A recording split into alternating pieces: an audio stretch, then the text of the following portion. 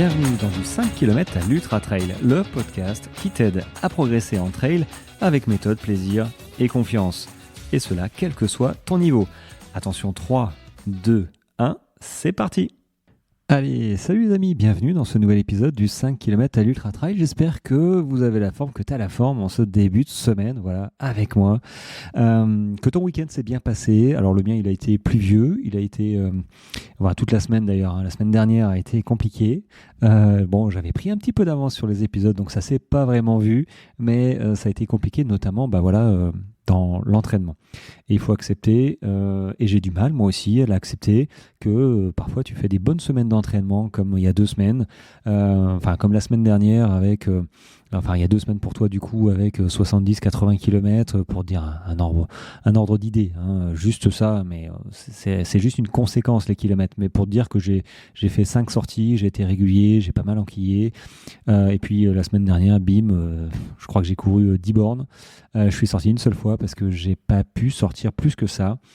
Donc il faut accepter d'avoir des semaines éparpillées et malgré ça, il y a quand même une préparation à suivre et j'ai quand même un 64 km à faire début mars qui s'approche dangereusement et il faut trouver des solutions. Mais la première des solutions à trouver, c'est d'accepter peut-être que ma course ne se passe pas aussi bien que prévu parce que ma prépa, elle est un petit peu segmentée, quoi. Donc on fait comme on peut, on a tous un job, on n'est pas professionnel.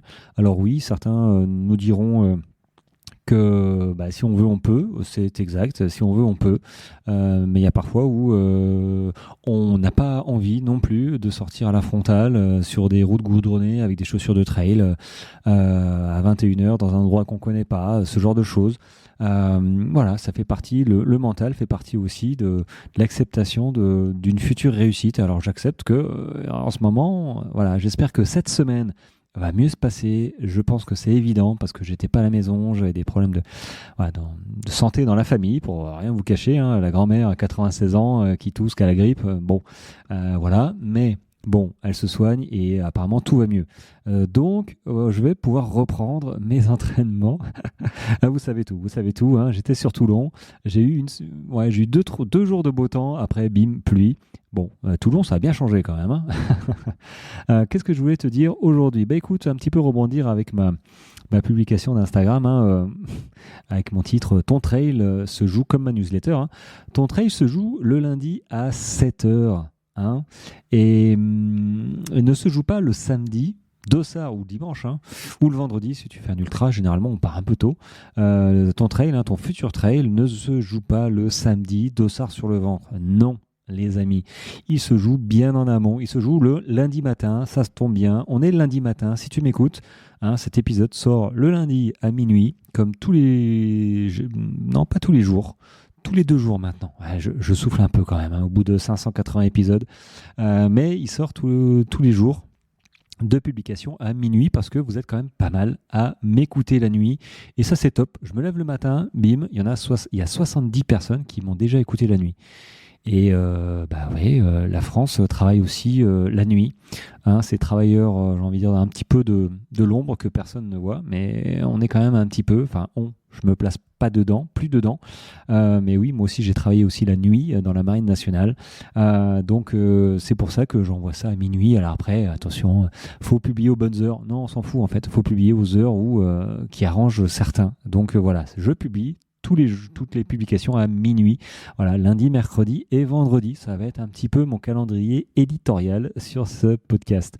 Donc, ton trail, ne se joue pas le samedi ou dimanche avec ton dossard, évidemment. Il se joue tous les jours où tu as les jours un petit peu invisibles. Tu vois, le lundi à 7h, c'est après ta sortie longue. Hein, mais est-ce que réellement elle est moins importante que ta sortie longue ? Parce qu'il faut s'enlever cette croyance que si tu veux être prêt, il te faut faire une grosse sortie, toi, une longue, une dure, une qui fait mal, bim. Non. Je te rassure tout de suite, non, c'est pas bon. Tu en fais de temps en temps quand c'est mis en progressivité dans tes cycles d'entraînement, c'est ok. Mais si tu tapes 3 heures, 4 heures de sortie longue tous les week-ends, il y a un moment où ton corps, il va te donner l'addition. Et je peux t'assurer, et s'il m'écoute, il se reconnaîtra, que ça peut mettre quelques mois, voire un an, avant que le corps il te dise stop, parce que tous les week-ends, tu t'es cogné 2 fois 3 heures, t'as pas laissé respirer suffisamment, pas bien récupéré. Ne mise pas tout sur des grosses sorties, tu vois, les sorties miracles en disant allez, j'ai pas trop le temps de m'entraîner en ce moment, comme là, hein, clairement, j'hésitais moi à me faire, allez, je vais refaire une grosse sortie, mais en fait, c'est pas bon. Quand c'est pas mis dans une certaine progressivité, quand ça fait déjà quelques jours que j'ai pas couru, qu'est-ce que je vais reprendre par 2h30 ou 3 heures de sortie longue? Ça veut dire quoi? Ça veut dire que je vais engendrer de la fatigue derrière, alors que j'aurais repris par 45 minutes cool et derrière, ou 1 heure, et derrière, hop, je réenquille sur 1h30, 2 heures. Et ben, ok, on retrouve le rythme. Donc, il faut sortir de ce piège de la grosse sortie miracle, parce que oui, la grosse sortie, c'est rassurant. Voilà, tu vois, ça donne l'impression de faire le job. Mais en fait, en réalité, quand tout repose sur ce type de sortie, en disant ah, j'ai que 2-3 sorties par semaine, je sors une fois dans la semaine et puis bim, je me mets la race, je fais une grosse sortie longue parce que j'adore ça, tu vois, avec du dénivelé et tout. Ben en fait, non. En fait, ça ne t'assure pas d'une bonne réussite dans ta course parce qu'on s'entraîne quasiment tous hein, pour une course, réussir sa course. Donc, si tu mises toute ta prépa sur les grosses sorties que le week-end, et que tu ne gères pas un petit peu tes cycles d'entraînement, en fait, ça te donne l'impression de faire le job, mais en réalité, quand tout repose sur cette grosse sortie miracle, en fait, tu stresses. Si tu loupes une de tes sorties, si tu penses comme ça, à mon avis, c'est clair que tu dois stresser. Tu récupères mal, c'est évident. Tu accumules de la fatigue par la même occasion. Et souvent, parfois, entre guillemets, je ne sais pas, ça amène à la blessure. Donc, au lieu de tout miser sur une séance, moi, je t'encourage à construire plutôt sur, je ne sais pas moi, plusieurs petites victoires. 5, 10, 12, 15, 20 petites victoires à la place de 3 grosses séances. Et ça rejoint ce que je dis régulièrement, qu'il vaut mieux que tu sortes 4 fois 30 minutes que 2 fois 1 heure dans ta semaine. Et ça, c'est valable pour tout le monde. C'est même valable pour moi. Même quand je ne suis pas blessé, là, tu vois, à la place de faire 2 heures de sortie longue, demain ou aujourd'hui, à l'heure où sort ce podcast, je vais essayer d'aller courir 45 minutes à 1 heure, tranquille. Ma sortie classique. Et puis, je vais enchaîner un petit peu pour terminer la fin de semaine sur une belle grosse sortie quand même, parce que je suis en prépa, parce que je pars pas de rien. Il y a une semaine, je courais 3 heures, 3h30, c'est OK, mais je peux pas me reclaquer une séance comme ça d'un coup. Oui, je suis capable de la faire, mais est-ce qu'elle est réellement bénéfique, en fait, à ma préparation? J'ai envie de dire non. Non. Donc, le vrai secret, les amis, j'ai envie de dire, le progrès, je dis souvent j'ai envie de dire, il faut que j'arrête. Le progrès en trail, ce n'est pas de l'héroïsme. Et là, je suis en train de lire ma newsletter. Donc, si tu n'es pas abonné à ma newsletter, je te mettrai le lien aussi de la newsletter. J'adore cette newsletter parce que ça me permet d'écrire d'une manière un petit peu plus libre et bien structurée. Donc, voilà. Et puis, je renvoie aussi sur mes épisodes podcast à l'intérieur. Donc, la boucle est bouclée.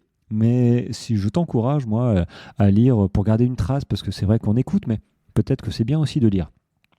Donc le progrès en trail, ce n'est pas de l'héroïsme, c'est, et je le répète souvent, la régularité. Bon, intelligente, on est d'accord, parce que si tu t'es régulier dans les mauvaises séances, voilà, tu vas pas être régulier très longtemps. Et c'est ce que je dis d'ailleurs à mes coachés, au-delà de décrypter un petit peu leur analyse, leur semaine d'entraînement que je décrypte un petit peu tous les vendredis. En fait, je les encourage, je les félicite.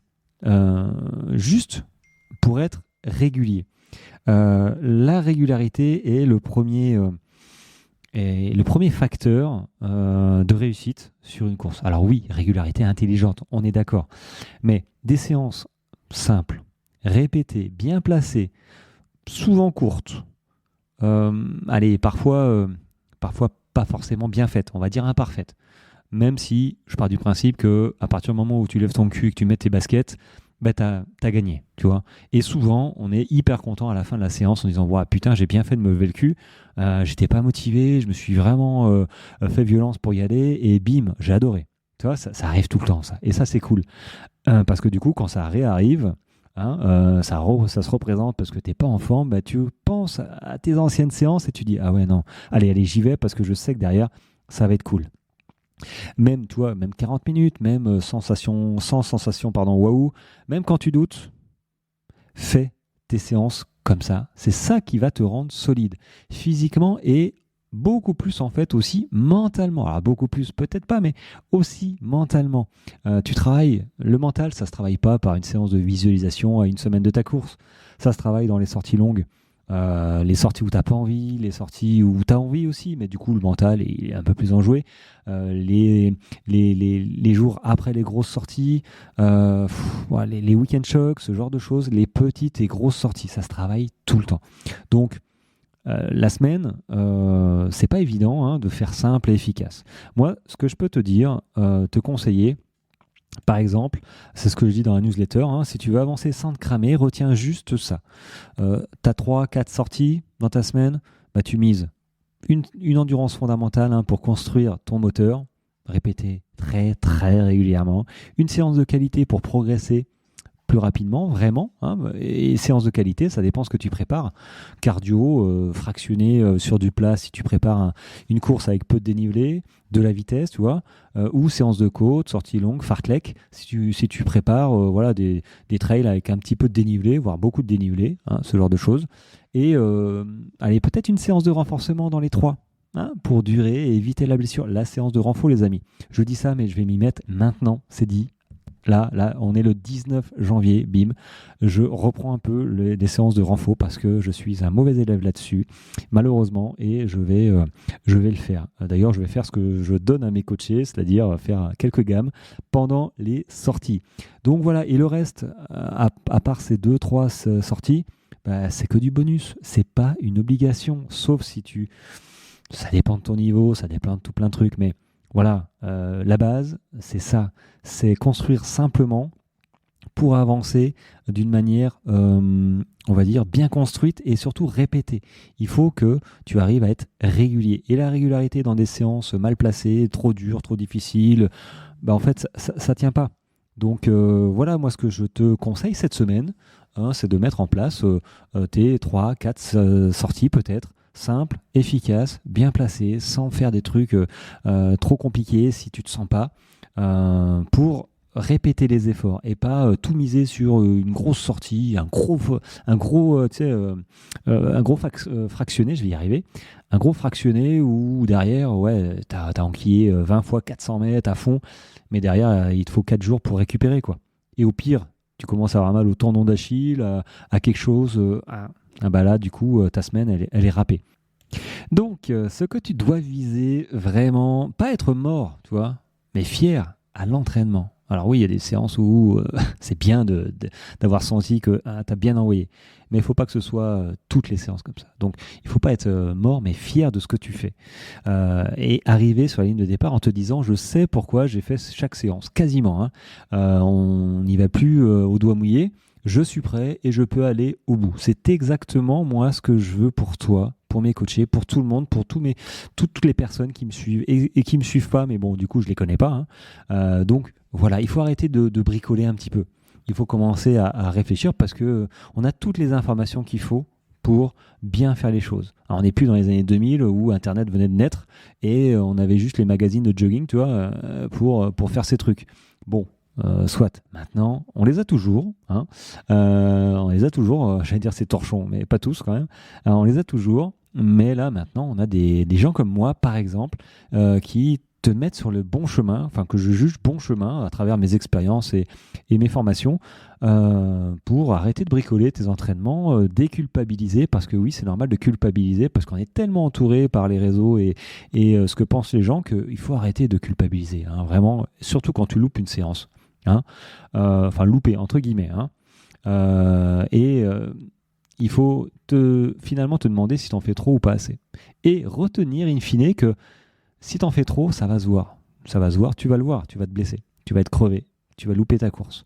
Si tu n'en fais pas assez, bah, clairement, alors pas assez, juste pas assez, tu vois, ça va pas se voir. Il vaut mieux en faire un petit peu moins, ça va être transparent dans le résultat de ta course, qu'un petit peu trop. Un petit peu trop, c'est pas transparent, j'ai mal au genou, quoi. Et là, pour le coup, soit tu termines pas, soit c'est compliqué. Donc voilà, c'était ma petite newsletter, podcast du jour. Hein. Ton trail ne se joue pas le samedi ou dimanche, le dossard sur le ventre. Il se joue maintenant, tous les jours de la semaine, et pas sur une seule grosse séance où tu te fais plaisir, mais en fait, derrière, c'est pas bon. Voilà. Et sur ce, les amis, ça m'a fait plaisir de vous parler. Moins de 15 minutes. Je vais pas y arriver. Allez, si vous avez envie, besoin, urgent, je ne sais pas, ou pas urgent, de vous former, mais d'être accompagné pour réussir des distances de course qui vous font plaisir, dont vous avez envie de terminer avec le sourire et pas les jambes détruites et pas forcément terminer ta prochaine course en marchant les 10 derniers kilomètres. Hein, parce que oui, il y a des séances qui permettent de ne pas marcher ces 10 derniers kilomètres, même quand on n'est pas premier du classement, je t'assure. Hein. Donc il faut les connaître, il faut mettre ça en place. Je peux t'aider à les mettre en place tout simplement. Je mettrai mon lien de renseignement, de mon coaching, de mon accompagnement dans cet épisode aussi, et peut-être même dans la newsletter. Il faut que je vois. Ouais, je vais le mettre dans la newsletter. Donc si tu n'es pas sur la newsletter, le lien est aussi dans la description de cet épisode. Et on se retrouve mercredi, dans 2 jours, mercredi, pour un prochain épisode, les amis. Allez, passez une très belle journée. Merci en tout cas de votre écoute. Et on se retrouve très rapidement. Ciao, ciao.